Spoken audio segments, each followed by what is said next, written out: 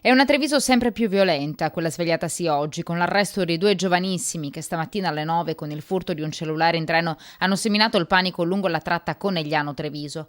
A finire in manette in via Roma due diciannovenni di origine straniera con la polizia sulle tracce del terzo complice, un connazionale loro coetaneo scappato proprio nei pressi della stazione delle Corriere, dove oggi un altro autista denuncia l'aggressione subita. Ho subito un'aggressione, una cosa quasi analoga a mia collega di Treviso. L'aggressione della settimana scorsa è stata un déjà vu, un già visto per Nicola Minatel. Lui, autista della MOM del distaccamento di Conegliano, aggredito da un branco di varie etnie. Sempre un discorso legato ai controlli a vista, che siamo, tra virgolette, obbligati a farlo, in senso civico anche.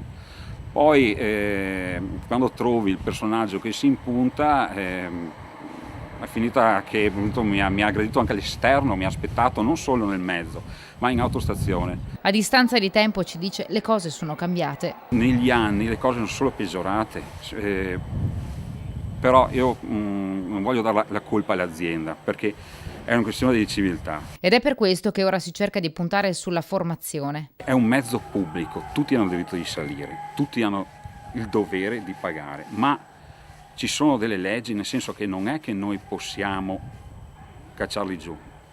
Quindi c'è una legge da rispettare, ci sono dei paletti, quindi ci manca la formazione. Minatel lancia una proposta alla regione. Una legge regionale dove in alcuni paesi, come in alcuni paesi del Nord Africa, del Sud America, anche qui in Europa, è molto semplice, tipo se sale un utente che non vuole pagare, l'autista può far meno di muovere il mezzo. Sarà l'utenza a bordo che cercherà di far capire al portoghese, tra virgolette, che deve pagare se vuole continuare. Mentre all'utenza chiede Di portare pazienza e che la violenza porta violenza. Quindi noi siamo una razza animale e tendiamo a reagire con l'istinto, però quindi non provochiamo gli autisti che sono già soggetti a carichi tra lavoro e altre responsabilità. Basta salire e dire: autista, non ho l'abbonamento per andare, mi fai una cortesia. Nessuno nega il passaggio se è un minore, nessuno.